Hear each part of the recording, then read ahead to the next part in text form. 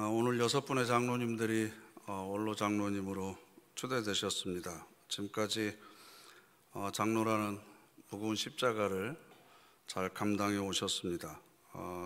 감사의 말씀을 교인들을 대신해서 드리고요. 이 6분 중에 이태범 장로님이 2008년도에 가장 먼저 장로 임직을 받으셨습니다. 소천하신 노재기 장로님과 성전 헌당식을 기념하면서 함께 임직을 받으셨습니다. 그리고 2011년도에는 창립 40주년 기념예배 및 필리핀에 있는 뱅하오 능동교회 기공 기념예배와 함께 정세호 장로님, 김종일 장로님, 그리고 정문기 장로님 세 분이 임직을 받으셨습니다. 멀리서 보시니까 사진이 잘 안 보이시지만 지금보다 훨씬 더 젊으셨습니다.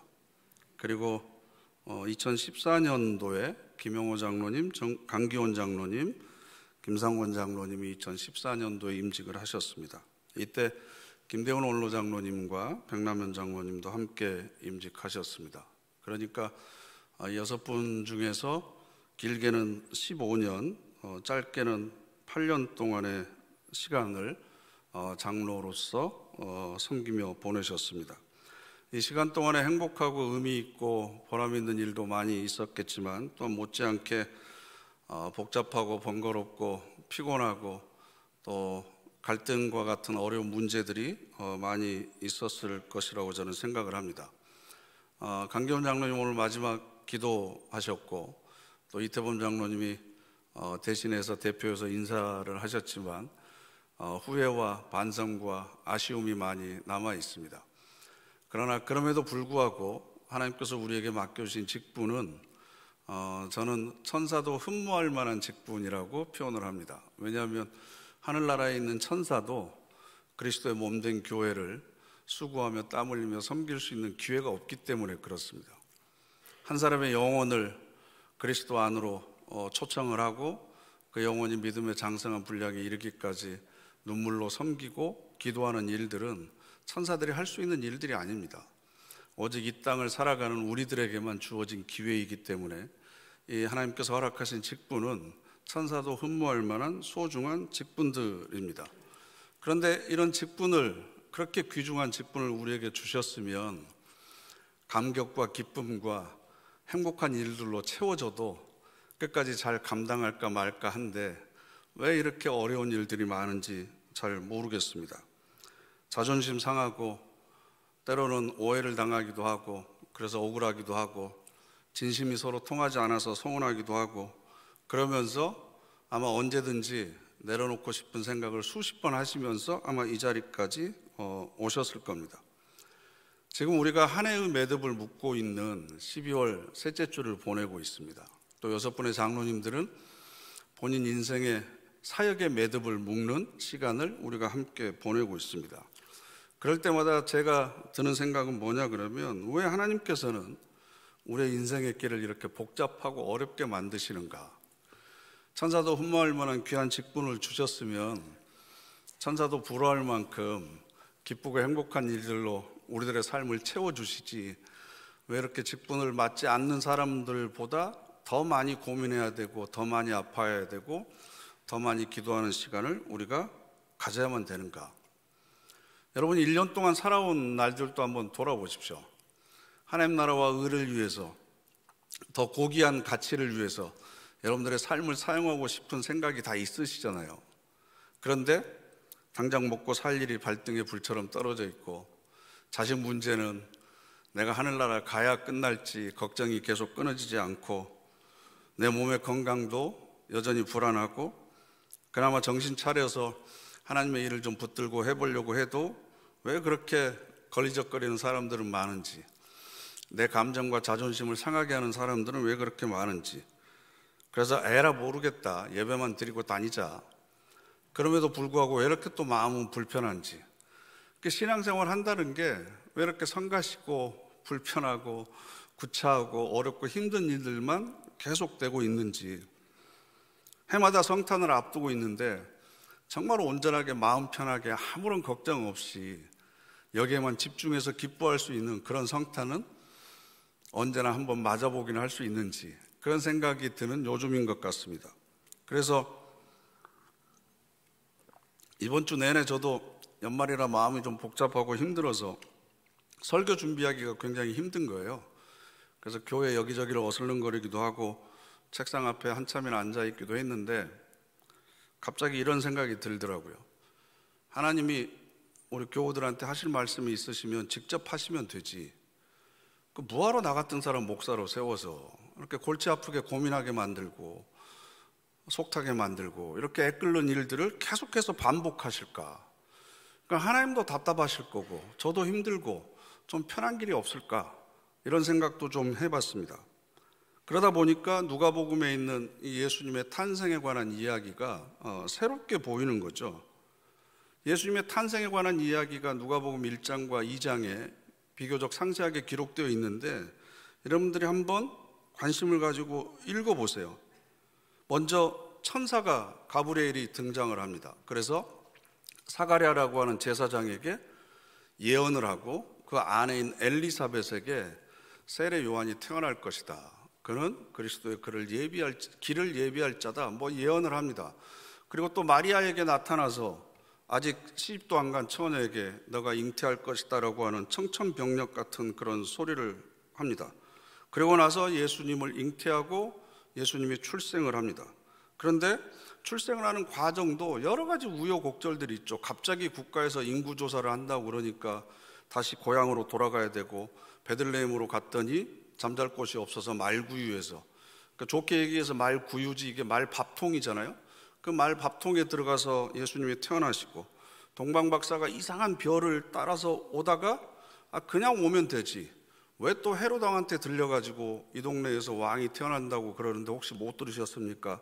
청기를 누설해가지고 영아학살령을 내리고, 또 목자들한테는 왜 또 천군 천사를 보내서 생전 들어보지도 못한 영광스러운 찬송을 다 듣게 하시고, 목자들을 또 불러서 아기 예수를 경배하게 하고, 헤롯이 또 죽일까봐 애굽으로 피난 가고, 거기서 숨어 있다가 다시 좀 잠잠해지니까 다시 갈릴리 나사렛이라고 하는 동네로 돌아오고, 이 복잡한 일들이 여러 개가 얽혀가지고 누가복음 1장과 2장에 기록되어 있는 거예요. 동방박사를 인도한 별을 만들 수 있는 분이 하나님이시잖아요. 천군 천사를 동원해서 찬송을 부르게 하실 수 있는 분이 바로 하나님이시잖아요. 동정녀에게서 아기 예수를 태어나게 하실 수 있는 능력을 가지고 계신 분이 하나님이시잖아요. 아니 그럼 일을 간단하게 하시면 되지, 뭐 이렇게 복잡하게 해서 여러 사람들이 관계되게 만들고 노심초사하게 만들고 안절부절하게 만들고 이런 상황을 계속해서 만드시는가, 이런 의문이 드는 거죠.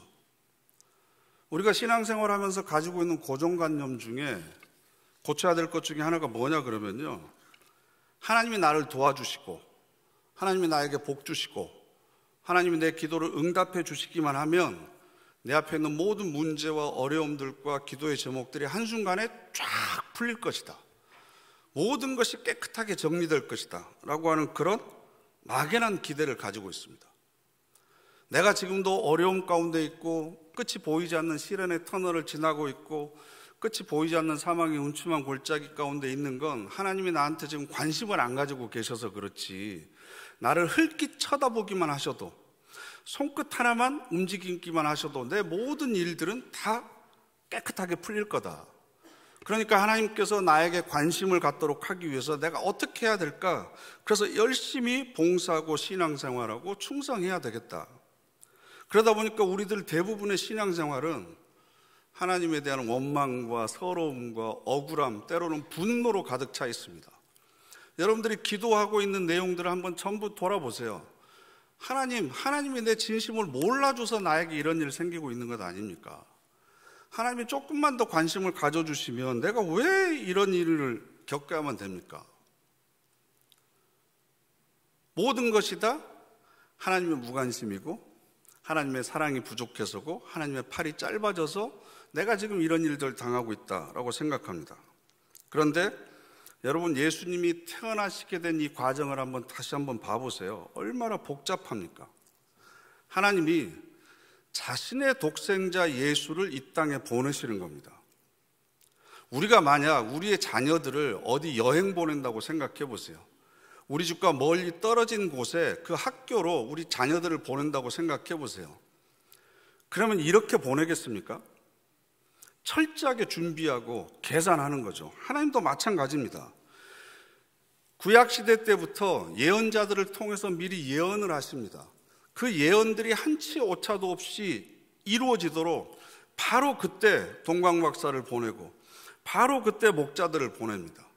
바로 그때 헤롯을 통해서 여러 가지 일들을 하십니다. 이 역사의 현장의 한복판에서 예수 그리스도가 태어나시기까지 하나님께서는 수백 년, 수천 년 전부터 계획을 가지시고 머리를 짜고 우주 전체를 운행을 하시고 사람들 한 사람 한 사람을 동원하십니다. 예수님이 태어나신 그 말구육간에 동방박사가 있었다는 것, 그 사람 개인에게는 굉장히 큰 영광이겠지만 이 사람이 이 자리에 있기까지 수십 년 동안, 아니 그의 부모와 조상 때를 거쳐서 하나님께서 세심하게 이 사람의 삶을 인도하지 않았다면 어떻게 그 자리에 그 사람이 서 있을 수 있었겠습니까? 이처럼 하나님께서는 한 사람 한 사람에게 모든 관심과 열정을 가지시고 오래전부터 계획을 가지시고 그 일을 이루기 위해서 수고하시고 땀 흘리시면서 작은 일까지, 세심한 일까지 하나하나 간섭하시면서 모든 일들을 이루어 가십니다. 그래서 하나님의 아들이신 예수님도 그 아버지이신 하나님의 관심밖에 한 번도 난 적이 없는 그 예수님도 친히 몸을 입고 이 땅에 오셔서 그 어려운 태어남의 과정을 거치신 겁니다. 다시 나사렛으로 돌아와서 30년 동안 성장하고 그리고 3년 동안 공생의 기간 동안 사람들을 만나고 논쟁하고 자기를 핍박하고 죽이려는 사람들을 피해서 도망가기도 하고 숨기도 하고 수많은 기적들을 일으키고 때를 기다리고 어쩔 때는 배가 고프고 목이 마르고 사랑하는 사람을 먼저 보내야 돼서 슬피 울기도 하고 이 모든 일들을 하나님의 아들도 이 땅에 오셔서 자기 몸으로 친히 겪으셨습니다. 하나님이 내 기도에 응답해 주신다고 하면 내 모든 길이 형통하게 돼서 벤츠 같은 승용차 타고 목적지에 딱 도착해 있을 것이다. 우리는 막연하게 잘못된 기대를 가지고 있습니다. 아닙니다. 예수님도 이 땅에 오셔서 우리가 겪는 모든 일들을, 이 복잡하고 구차하고 자존심 상하고 갈등 관계 속에서 그 모든 일들을 겪으셨고 그리고 십자가까지 가셨던 겁니다.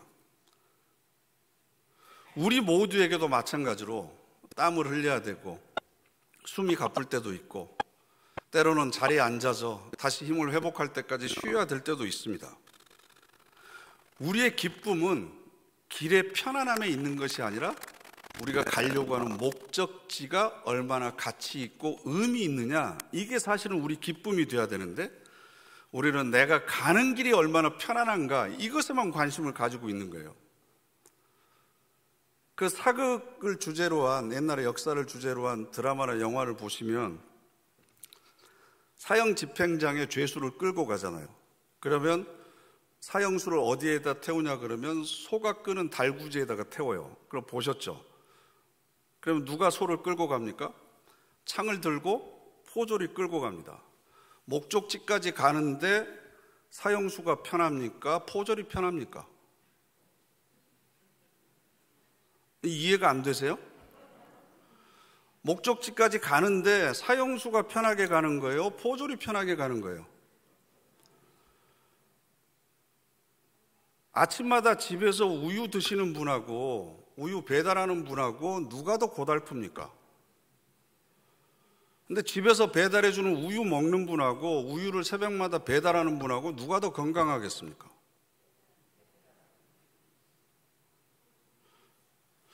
내가 가고자 하는 목적지가 선한 것이고 의미 있고 가치 있는 곳이라고 해서 내가 가는 길이 반드시 평탄하고 행복하고 좋은 일만 있을 것이다 라고 하는 착각을 우리가 아직도 버리고 있지 못하는 겁니다. 그러니까 사실은 우리 인생에 아주 세심하고 세밀하고 어떻게 보면 하찮고 사소한 일까지 간섭하시고 인도하시는 하나님의 손길을 우리가 놓치고 있는 거예요. 뭔가 크고 위대한 일이 벌어져야만, 사람들이 깜짝 놀랄 만한 일이 벌어져야만 하나님의 은혜구나라고 고백하지, 작고 세심한 일까지 만세전부터 계획을 세우셔서 하나씩 하나씩 이루어 가시는 하나님의 수고와 하나님의 열정과 그 하나님의 삶이란 간섭을 우리들이 볼 기회가 없다는 거죠. 하나님께서 어떤 경우도 우리를 대신해서 길을 걸어가 주지 않습니다. 예수님께서 겟세마네 동산에서 뭐라고 기도하셨습니까? 아버지, 할만하시거든 이 잔을 내게서 지나가게 해주십시오. 십자가 이거 제가 안 지고 어떻게 구원할 수 없겠습니까? 다른 방법이 없겠습니까? 라고 하소연하는 거죠. 그런데 아버지이신 하나님이 그 아들의 기도를 들어주셨습니까? 얼마나 간절하게 기도했든지 그 땀방울이 핏방울로 보일 정도로 진하게 기도하셨습니다. 그런데 그 본문을 읽어보시면요, 천사가 와서 예수님을 도왔습니다. 어떻게 도운 줄 아세요?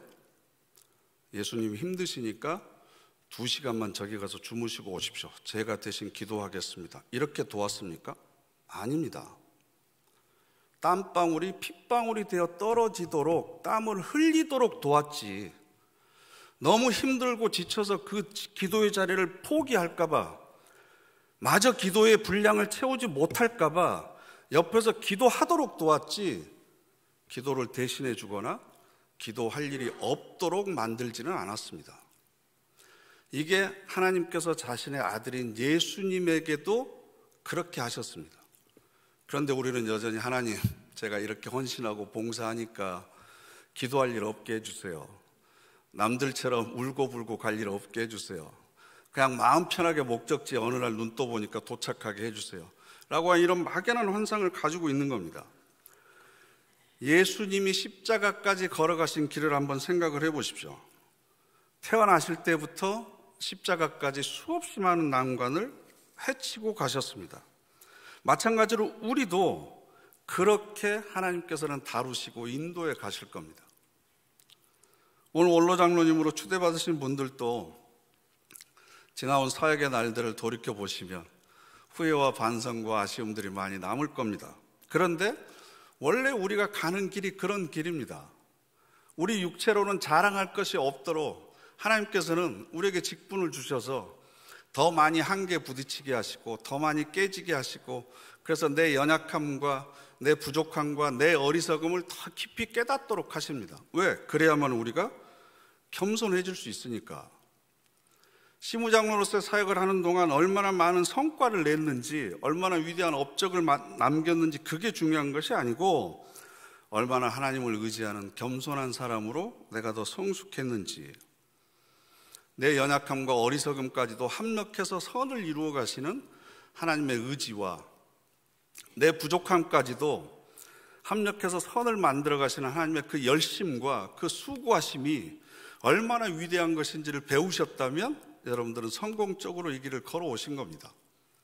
그리고 그런 하나님이 장로님들 뿐만 아니라 하나님의 아들이신 예수님 뿐만 아니라 우리들의 삶 가운데서도 여전히 지금도 역사하고 계십니다. 고난 가운데에서도 나에게 버틸 수 있는 힘을 주십니다. 고난을 없애주시는 것이 아니라 천사를 보내서 그 고난을 감당하도록, 그래서 포기하지 않고 버티도록 우리에게 힘을 주십니다. 그래서 그 길을 뚫고 지나가게 하시지 건너뛰게 하거나 면제해 주시지는 않습니다. 그러니까 우리들의 삶의 아주 사소한 부분에서까지 우리들을 향하시는 그 하나님의 열정과 그 관심과 수고하심을 우리들이 볼 수 있어야 됩니다. 한순간도 하나님께서는 예수님을 외면하신 적이 없습니다. 그럼에도 불구하고 십자가의 고통을 겪으셨습니다. 예수님 뿐이었습니까? 그 뒤를 따르는 모든 사도들의 삶이 세상적인 기준에서 편안하고 복받는 삶이 아니었습니다. 그럼에도 그들이 기쁨으로 이 길을 걸어갈 수 있었던 이유가 뭐가 있었겠습니까? 하나님은 실수하지 않는 분이십니다. 하나님의 때에 예수 그리스도를 이 땅에 보내시고 하나님의 때에 저와 여러분들을 이 땅에 보내셨습니다. 우리가 영적으로 성숙하게 가장 적합한 가정 환경을 우리들에게 허락하셨고, 우리들의 믿음이 자라날 수 있도록 우리들을 연단하기 위해서 가장 적합한 어려운 문제들과 시험들을 우리들에게 허락하셨습니다. 그 모든 과정들을 그나마 우리가 잘 버티고 감당하고 이겨냈기 때문에 우리가 이 자리에 있는 겁니다. 그러니까 성탄을 축하하는 것은 그렇게 예수님처럼 나에게 주어진 모든 삶의 문제들을 직접 껴안고 내 삶으로 살아내는 사람들만이 사실은 아기 예수의 탄생을 축하할 자격이 있는 거죠. 바로 저와 여러분들처럼 그 십자가를 외면하지 않고 수고하고 무거운 짐을 버려두지 않고 감당하면서 그래도 주님만을 붙들고 걸어가는 사람들만이 사실은 축하할 자격이 있는 겁니다. 그저 폭죽이나 터뜨리고 서로 카드 교환하고 선물 교환하면서 자기의 삶의 짐을 내려놓거나 포기하는 사람들이 축하하는 것이 바로 성탄절이 아닙니다. 이 땅에서 말로 할 수 없는 고난을 감당하기 위해서 이 땅에 오셨고, 자기 몸을 깨트려서 우리를 구원하실 수 있는 길을 열어주신 분이 바로 주님이십니다. 그러면 우리가 살아가면서 겪는 이 모든 어려움들을 통해서, 이 고난을 통해서 다른 사람들에게 교훈을 주고 그들에게 생명을 주고 그들의 메마른 영혼에 생수를 터뜨려주는 사람으로서 살아가는 것, 이게 바로 성탄절에 오신 아기 예수님을 맞이할 수 있는 저와 여러분의 삶의 자세가 아닌가라고 생각합니다.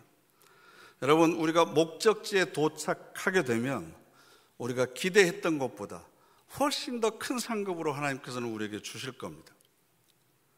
별로 한 것 없는데 왜 이렇게 나를 환대해 주시지? 내가 한 것도 없는데 왜 하나님께서는 나를 통해서 이렇게 기뻐하시지? 느낄 만큼 우리들의 삶을 기뻐해 주시고 또 반겨 주실 겁니다. 우리의 기쁨은 우리가 도착하려고 하는 그 목적지의 영광에 있는 거지 거기까지 가는 길의 평탄함에 있는 게 아닙니다. 그러니까 여러분, 길이 불편하다고 불평하지 마시고 그것까지 세심하게 계획하시고 수고하고 계시는 하나님의 손길을 여러분들의 삶 가운데서 충분히 누리는 그런 저와 여러분 되시기를 간절히 바랍니다. 기도하겠습니다. 이 시간 우리 다 같이 합심해서 결단의 기도 드리기를 원합니다. 하나님, 예측할 수 없는 섭리로 만세와 만대 전부터 저희들의 삶을 계획하시고 이 땅에 생명을 보내시고 또 지금까지 세심하게 인도하여 주심을 감사를 드립니다. 일상의 삶 속에서 세심한 하나님의 손길을 경험하며 감사와 기쁨으로 저희들의 삶이 채워지게 하여 주시옵소서. 세상의 어떤 시련도 덮고도 남을 만한 하나님의 위로와 사랑을 우리 영혼에 가득 부어 주시옵소서. 우리 다 같이 합심해서 결단의 기도 드리겠습니다.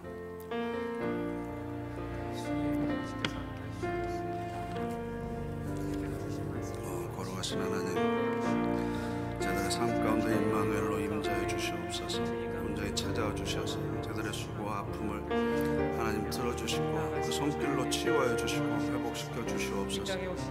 저희들의 영혼이 절망의 나락에 떨어지지 않도록 그 자리에 주저앉아 포기하지 않도록 하나님 매일매일 새로운 힘을 공급하여 주시고 은혜의 뒷례를 더하여 주시옵소서. 그래서 저희들의 가는 길이 이 광야의 길에 홀로 가는 길이 아니라 선한 목자이신 주님의 손을 붙들고 걸어가게 하시고 지금도 나를 위해서 열심히 수고하고 헌신하시는 하나님의 사랑 가운데 지나가는 복된 길이 되게 하여 주시옵소서. 성령께서 함께 하시고 인도해 주시고 은혜로 채워주시고 저희들의 찬송과 응원을 인도해 주시옵소서. 주께서 인도해 주시옵소서. 지금도 세심한 손길로 저희들의 삶을 간섭해 주시고 인도해 주시는 하나님, 모든 순간에 그 하나님의 손길을 경험하기를 원합니다.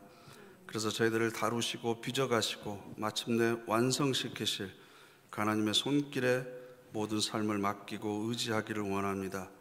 저희들을 영원토록 선하심과 인자하심으로 함께하여 주시옵소서. 예수님의 이름으로 기도드립니다. 아멘.